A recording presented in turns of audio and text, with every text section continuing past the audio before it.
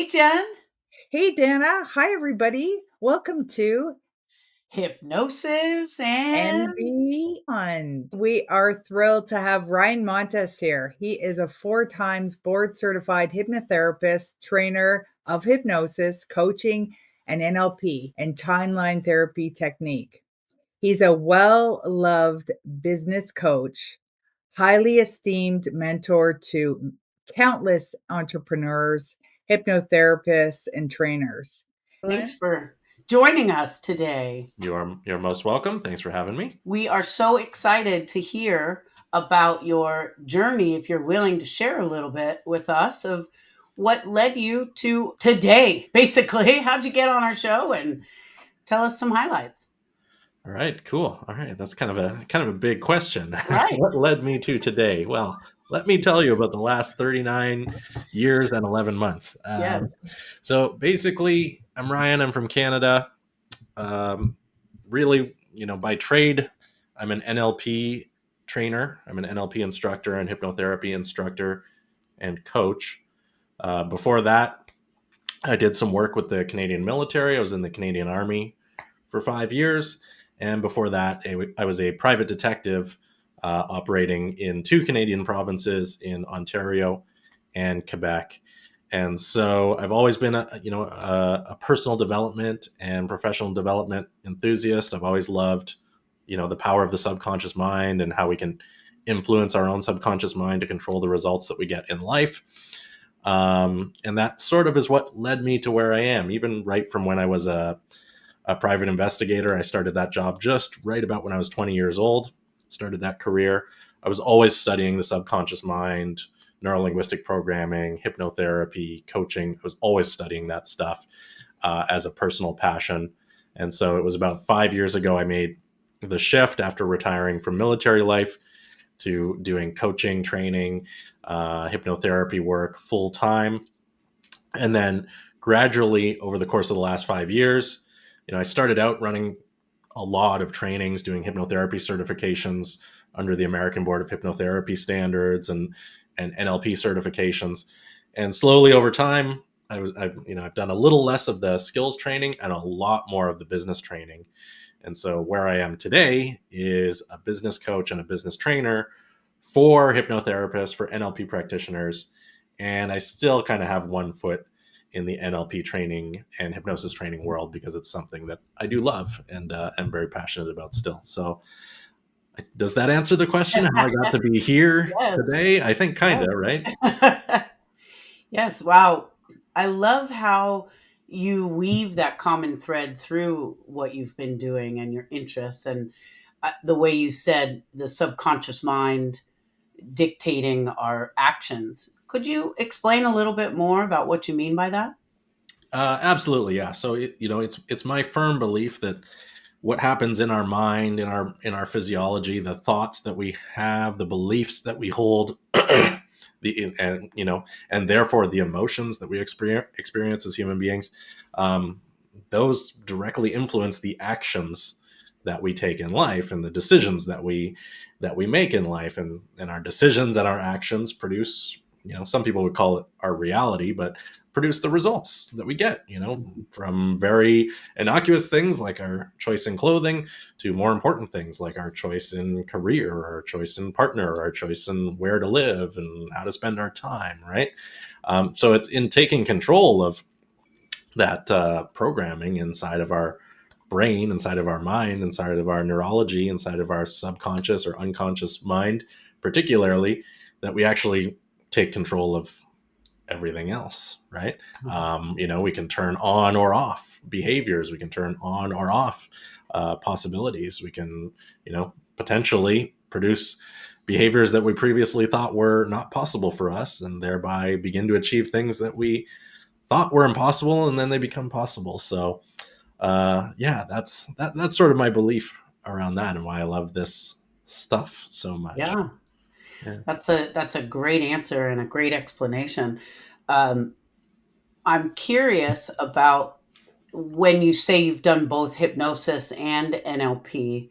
Do you find that those two things, when you're working with somebody with business, because we're gonna certainly spend a lot of time talking about your business coaching and the direction you're in right now, but I'm curious about some of this background stuff still. And that is, did you do you tend to use those principles together? Do you view them as different avenues that you take if you're working with a client or helping to train people?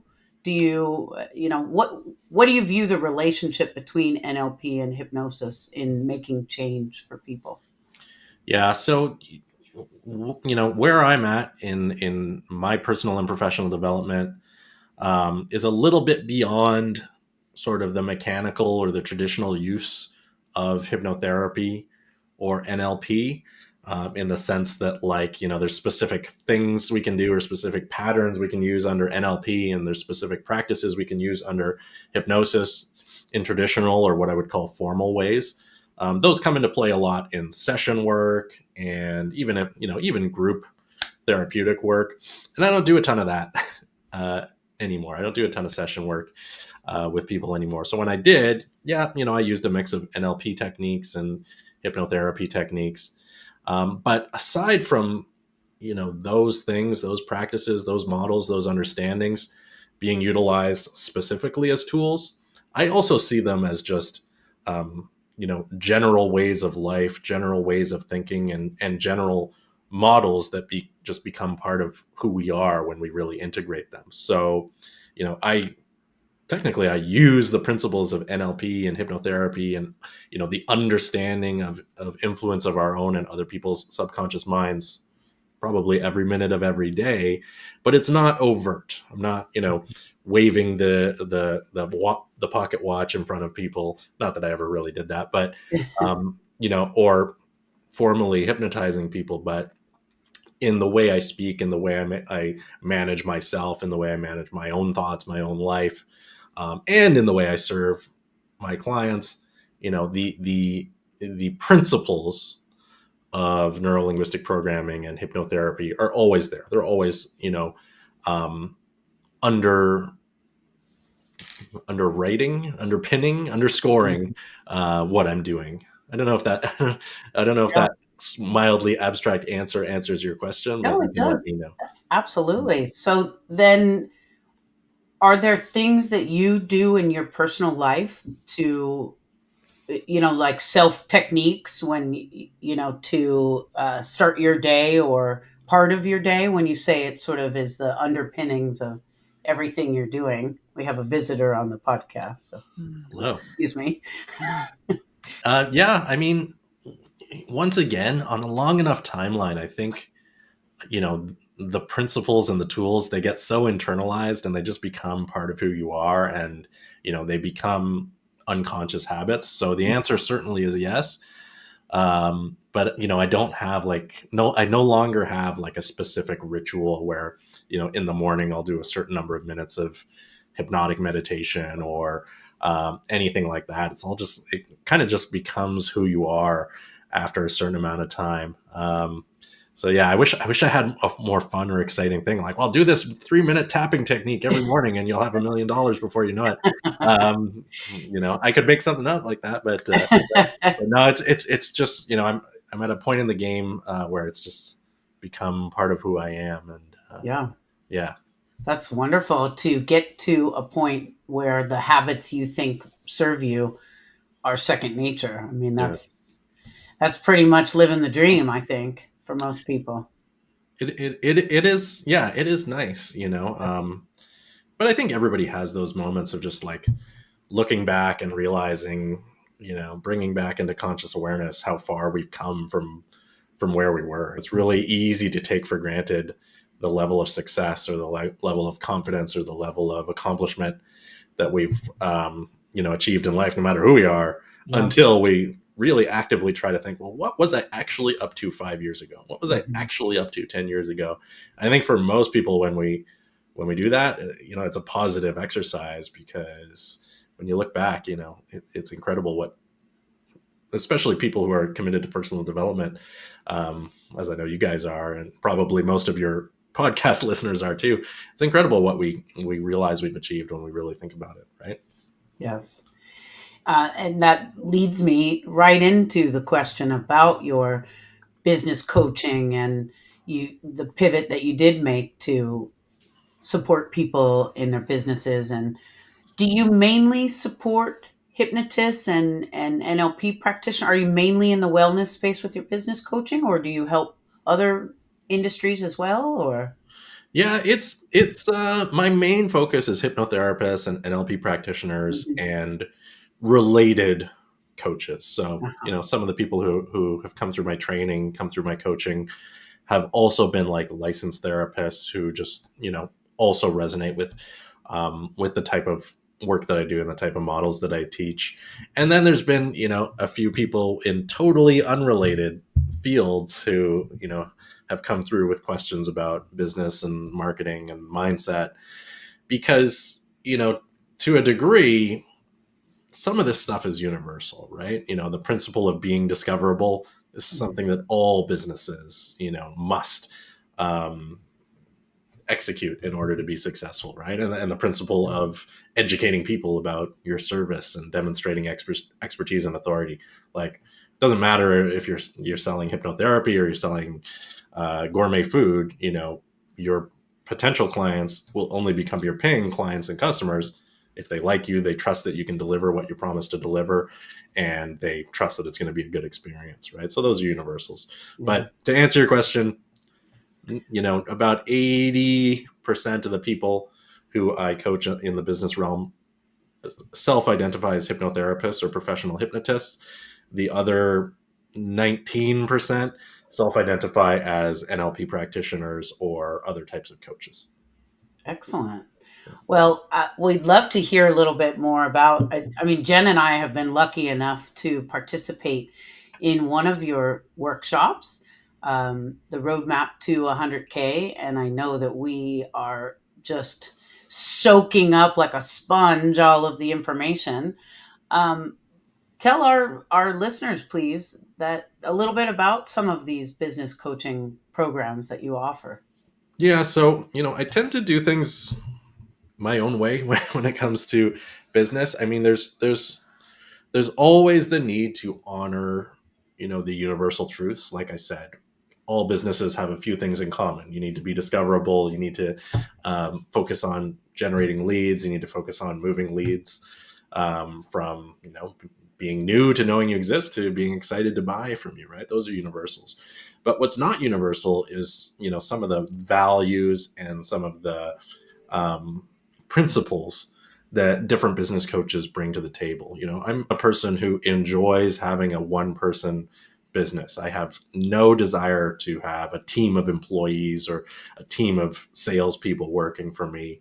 I love the idea of maximizing my potential as a one human business. And I believe that, most people, maybe not everybody, but most people, if they set their mind to it, can probably meet and exceed their revenue goals as a one person business. And I know I have, and many of the people who I've worked with and modeled have as well. So that's one of the things that, is unique to me.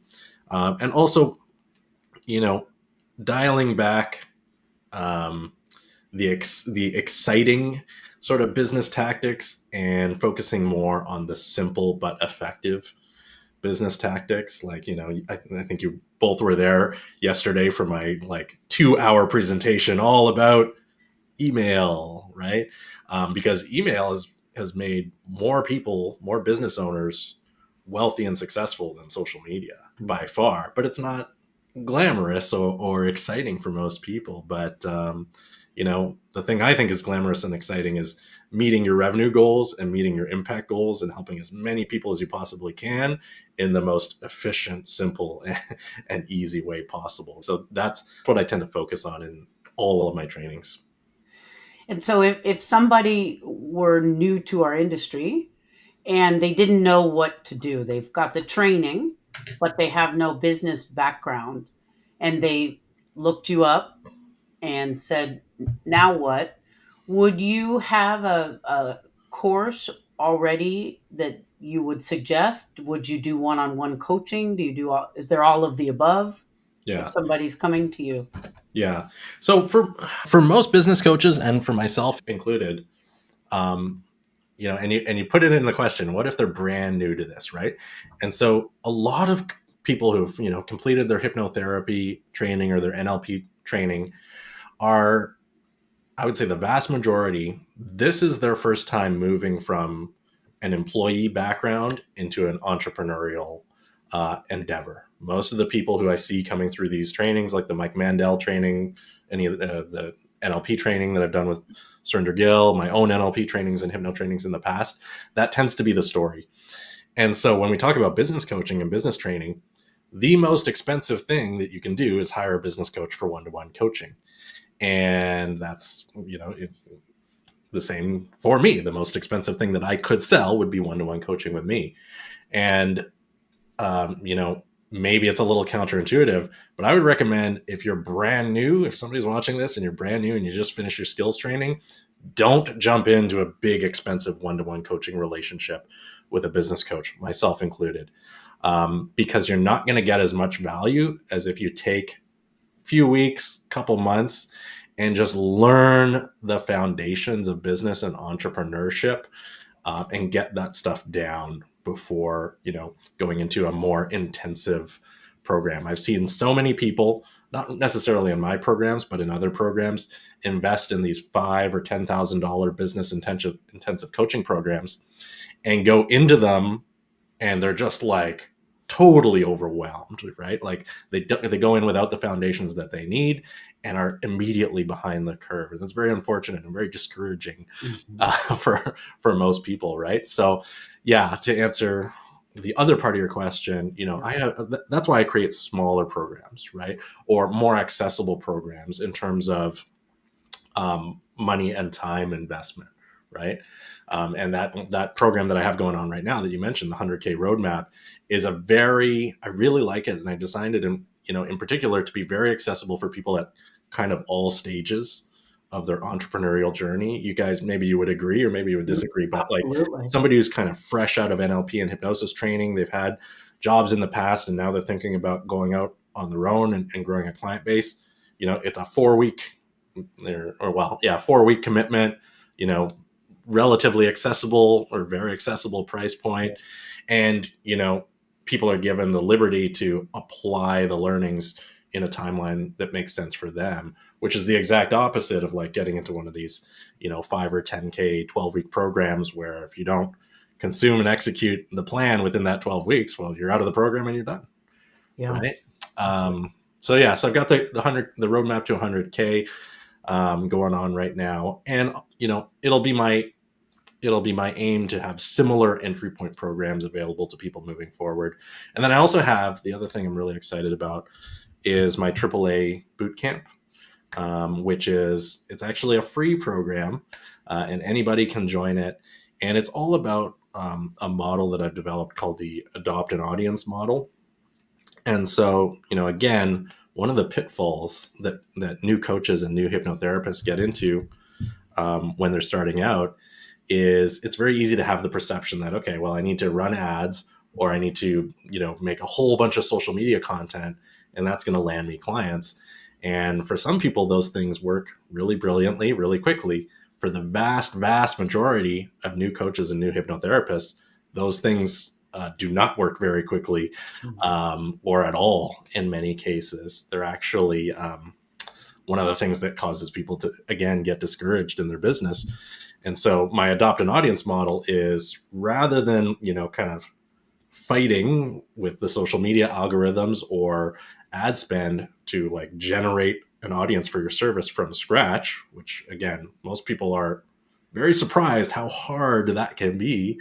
I encourage people to find existing curated audiences, existing groups that already exist and are already together and already meeting and, consuming content in some way, and share your value with them, share your new skill set with them, share yourself with them, and leverage other people's existing audiences to begin growing your client base. And for many people, it's a much more forgiving and a much faster way to grow their business. I feel like I've been talking for a really long time, so I'm just going to stop and see what you guys have to say.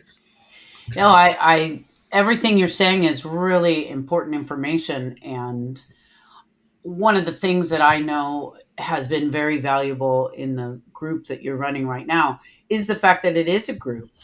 And there is a group within Facebook, which you've chosen to use.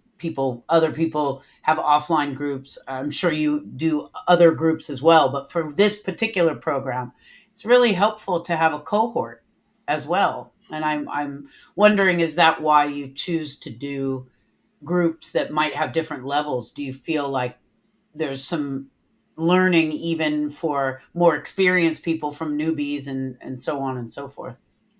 Yeah, that is one of the one of the things that I really do focus on when I'm planning a program is, you know, are, can I have a little bit of a range for who can come into this program and still get value? Or ideally, can I design it in a way where, beginners, intermediates, and experts or experienced people can come in and still get tremendous value? And I think I have been able to be pretty effective with that because, at the end of the day, anybody who truly is an expert will agree every now and then you do need to deepen your foundations. You do need to bring back into conscious awareness what may have slipped into habit, for the purpose of strengthening it. And when it comes to business foundations, that's very much the key. And then the other thing that you mentioned is there's a group, there's a cohort. I love the word cohort because it implies that there's a timing to this thing. And another sort of delicate balance in business coaching or even in skills training is, how can I put a time limit on how long I'm giving the students to consume this content without causing undue stress? Because it's very easy to say, okay, well, here's all the content. You only have access to it for, 2 weeks and then I'm turning it off, right? Consume it and apply it, right?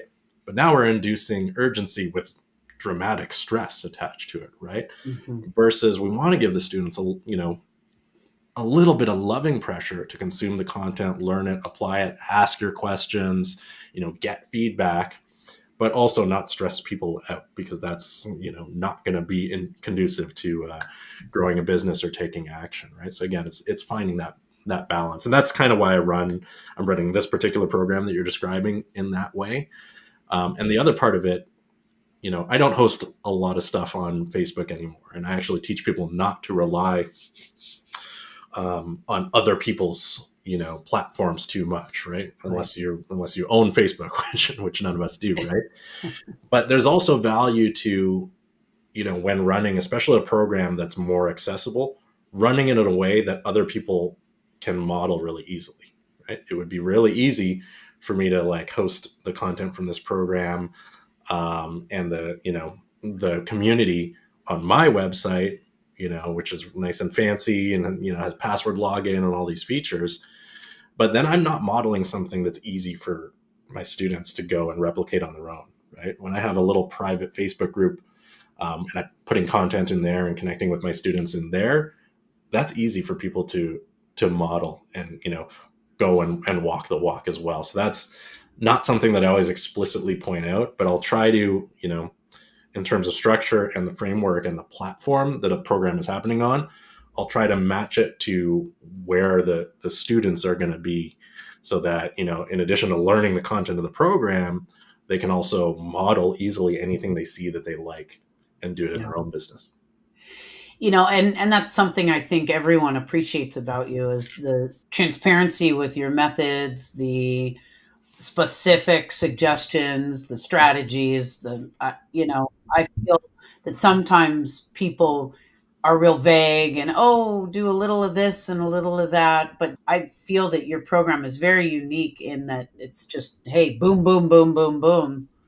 And even that's just clear, even in the way you just described being in a Facebook group. It would be probably less work for you to do it in your established website, all that time and effort you've put into it, but you do want to show that. And I think that's something that our audience and people appreciate is when somebody really seems to want a true win-win. That's not always the case. Yeah. And so I really want to make sure that people thank you enough for that because it's a really wonderful quality and not everybody has it. Which leads me to a question about that. What are your feelings about sort of that uh, time limit sales approach, right? You buy this product by X date, or it goes up. Um, do you find that to be? I'm wondering, is there a way to do that that isn't so, like you said, building in the stress and the pressure? What are your feelings on that as a sales tactic in general? Yeah, yeah. So, yeah, there's a lot of conversation about that these days because so many marketers have misused urgency or misused scarcity, and in particular, there's this term false scarcity where it's like there's a fake countdown timer, and it's like, oh, if you don't invest by midnight tonight, the price goes up to double. And then the person comes back to the same website a week later, and it's like, oh, if you don't invest by midnight tonight, the price. And that really diminishes trust with marketers. And I think anytime we're being deceptive, or anytime somebody is using false scarcity or false urgency, that's a problem. And it's something to definitely avoid. And it's something that's not necessary, right? When you have a good quality service and you educate properly about who you are and what you do and the results that you can provide, you don't need to use those tricks. Now, on the other side of the coin, genuine, if you're being honest, right, genuine scarcity and genuine urgency is something that naturally occurs in marketing anyways. Like, for example, the roadmap to 100K program that's running right now. Well, the classes are being taught live. Yes, people get access to the recordings and they keep permanent access forever. But if people want to be there for the live training, which a lot of people prefer to be in a live class than to watch a replay of a live class. Yes. Well, people need to sign up before the classes happen. That's genuine urgency, right? And I think, first of all, you can't avoid it, and there's nothing wrong with using it.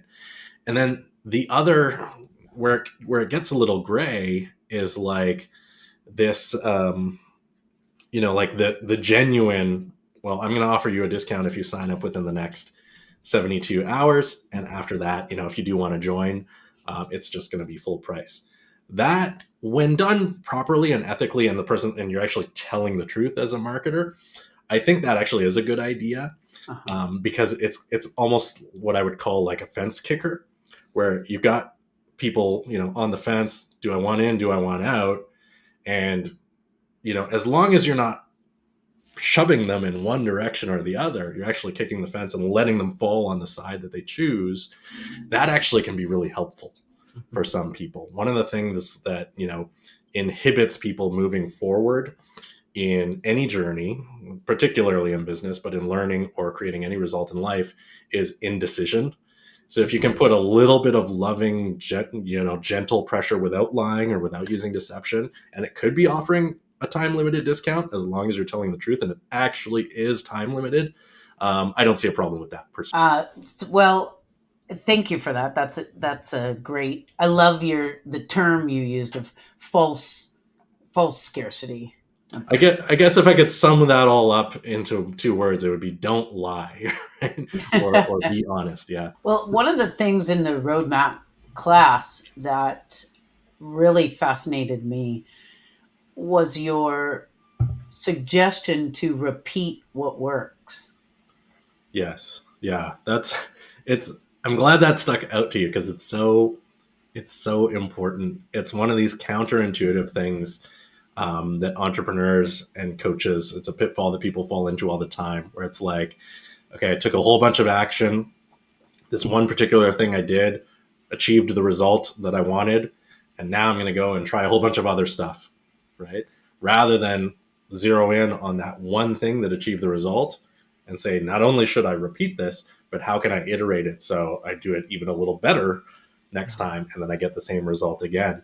A big part of being successful in business, entrepreneurship, coaching, hypnotherapy is keeping that focus. And some people say it like keeping blinders on and avoiding being distracted by all the shiny things that come up.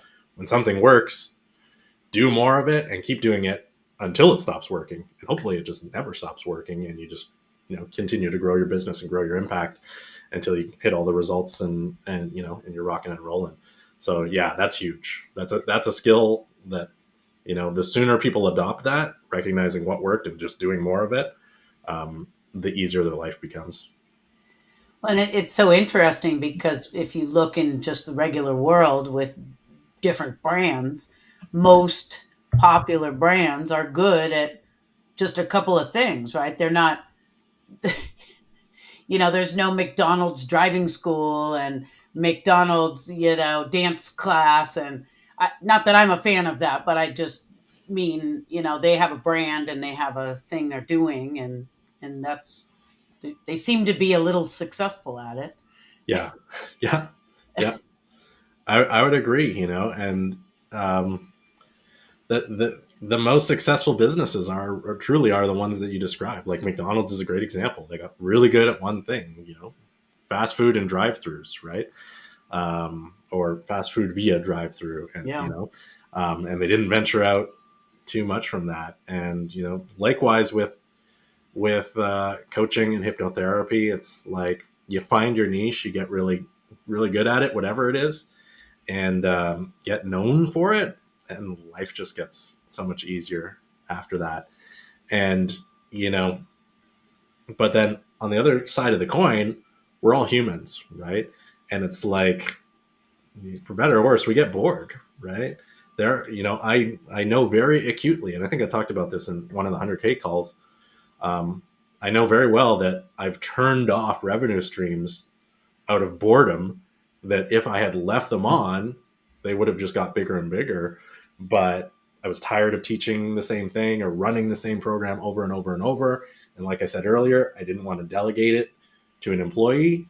So, I made that very hard personal choice to say, well, I'm going to pivot. I'm going to leave money on the table knowingly, because I want to do something different. And that's the other nice thing about entrepreneurship. Like, there's universal best practices, but it's also a choose your own adventure, right? It's your life. And sometimes we need to prioritize our own quality of life, or our own happiness, or our own entertainment, Mhm. over certain levels of business success, as long as it's a conscious tactical decision, not by accident, right? Well, that brings me to a question about your coaching then, and these different avenues that you offer people that come to you for help. Is that also a course or a an offering that you have for people to help people figure out their niche? What if somebody goes through hypnosis training, NLP training, and they just think it's all cool? They want to do it all. How do you advise people? Because, like you say, if you're going to get very good at one thing and that's what you're going to do, sounds like it's a pretty important decision to make. Yeah. So I don't have a dedicated program just for helping people find their niche. I might do like a mini program about that someday, because again, I have a little bit of a different view on this whole niche conversation. One of the things that I've observed over the years, looking at clients who have come to me or other people in the industry, is that a lot of people become paralyzed because in their business, because they never move past this niche decision, and there's so much pressure from so many places saying you must niche, you must define your niche, you must be so specific in your niche. There is. And that's all well and good unless it's stopping people from moving forward in their business, which in many, like so many cases it is, right? So my opinion is, be mindful of your niche. But like, let's just take the example of being a hypnotist. Just being a hypnotist is already a pretty niche thing, right? Like, that's much more specific than just I help people, right? I help people using hypnosis, right? That's a niche interest, and it's a niche service. So, my opinion is, I think there's a little, we're at a point in this industry where there's a little too much pressure on people in this niche conversation. My opinion is, start helping people, start running sessions, and pay attention to who you enjoy working with the most and who gets the greatest results, right? Because if you got hypnosis, you got NLP under your belt, start helping as many people as you can, And before long, it's going to be very obvious the answer to those questions, who you enjoy working with the most, and who walks out of your office with their mind totally blown and it's like singing from the mountaintops how great it was to work with you. Focus on finding more people like that. And then business growth becomes, again, much simpler and much easier. Now, again, that might be easier said than done, but it is a process that works. Like, to a degree, let the niche present itself to you while you're remaining open-minded to finding your niche. I think that's great advice. Thank you. Well, that brings us to our next question, our next segment, which is our silly subconscious question. And we just want to know, what is the first answer? You don't have to contemplate. And that is, if you went back in time 1,000 years and you had to prove that you were from the future, how would you do that? Oh man, if I went back in time 1,000 years and I had to prove I was from the future, I guess something with like geography, because you know that, like, what would be a like major geographic event that you could predict because you're from the future, something like that. 1,000 years ago, so like the year 19, wait, no, the year 1024. Oh, what was happening back then? That's a great question. I don't know. To be honest with you, I probably wouldn't even try. I would probably just try to blend in and, like, start a new life and like pretend and I take wasn't. over with your NLP training. Yeah. Yeah, just take over with the NLP training, because I'd be so ahead of my time. But then they might think I'm like a witch or a warlock and burn me. So you know what? I would blend in. I would hang back and I would wait for like my moment to shine, right? Because it's not apparent to me yet. Yeah. Well, I think the question is supposed to push you into proving. But I like your answer, and I agree with you. I would do the same thing. But if you were forced to prove, would you just how could you show them that you were from the future? I'm just pushing you a little. I have two answers. There's two answers. If the purpose of the question is to force me, maybe the purpose of my answer is to demonstrate resilience I against the like it. question. I That's one. like it. The other one is, now that I think about it, like, because as I'm sitting here, I don't know what was happening 1,000 years ago in history. But if I like just started picking up, I don't know what form of communication they had 1,000 years ago, newspapers or whatever. If I just started picking, wait, no, it wouldn't have even been newspapers. I guess I would just start talking to people and asking what's going on lately. And I believe that would like cue my memory. Like, I must know something about the history 1,000 years ago. And then from there, I could like reverse engineer a prediction for something that was going to happen. I like it. And that could demonstrate that I'm from the future. I like it. That's still on brand with your using NLP, using your Yeah. questioning, and Yeah. just by showing the tools you have. I love it. Great. Cool. Like it. Nice question. And with that, Ryan, you mentioned choose your own adventure. So we always ask people when they're on here, what is your beyond? What is something that you have as a hobby or something that you're interested in that the viewers may not know? What is my beyond? A hobby or an interest that viewers may not know. I'm pretty good at picking locks. That's I learned to do that when I was 16, just because like I'd watch like movies and like I really like James Bond, and so like it was one of the first things I ever ordered off the internet was this little tiny lock picking set. And I ordered it from the States, and I was like really worried that it wouldn't make it through customs inspection, even though like it's not like a weapon or something. But I got them in the mail, and I like learned how to pick locks, and I'm pretty good at it now. And like, that price sounds weird to people, but you got to remember also, like, I was on track to become a private detective, and I've been on the right side of the law my entire life. So that's a skill set that I have. Well, you also mentioned different revenue streams, so that could be a workshop in the future. It could be a work. Yeah, there's a whole like you can turn anything into a sport, right? There's a whole like world of people who are like competitive lock pickers, and they like have, locks and meetups, and they like see how fast they can do it. Like, I'm not in that world at all, Okay. but they're out there, right? So I'm sure there's like lock picking coaches. Actually, I know there are who like sell seminars and stuff. So yeah, it could be a side hustle, Another reason to have Ryan as your coach and best friend. Right.